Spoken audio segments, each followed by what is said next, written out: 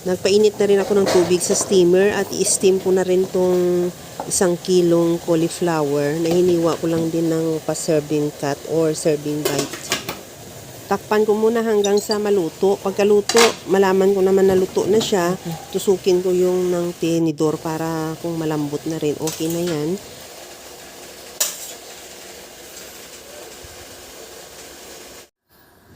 Magpainit na rin ako ng mantika sa kawali at igisa ko yung bawang.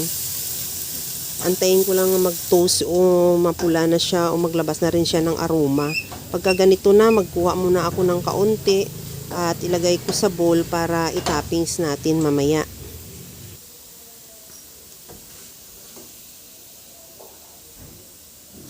Maglagay na rin ako ng sibuyas.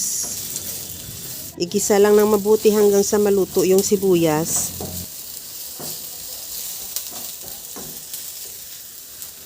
Lagyan ko na ng toyo. Maglagay din ako ng chicken seasoning at paminta. Lagyan ko rin ng Worcestershire sauce. At maglagay ako ng kunting tubig para hindi naman masyadong tuyo.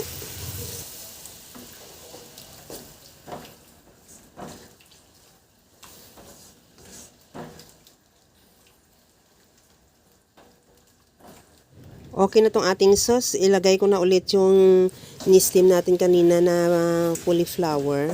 Ihalo lang na mabuti hanggang sa makoat lang ng sauce yung ating cauliflower.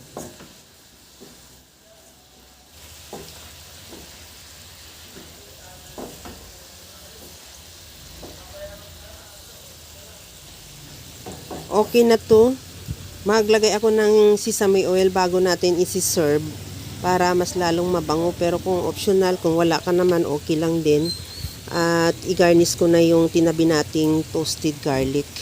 At ready to serve na yung ating napakasarap na stir-fry cauliflower with toasted garlic. Kaya mga kalasa, kung nagustuhan mo yung ating video, please like na lang at paki-share na rin sa inyong mga friends.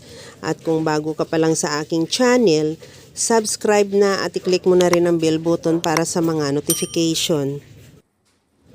Okay na to. Hanggang sa muli mga kalasa. Thank you for watching. Bye-bye.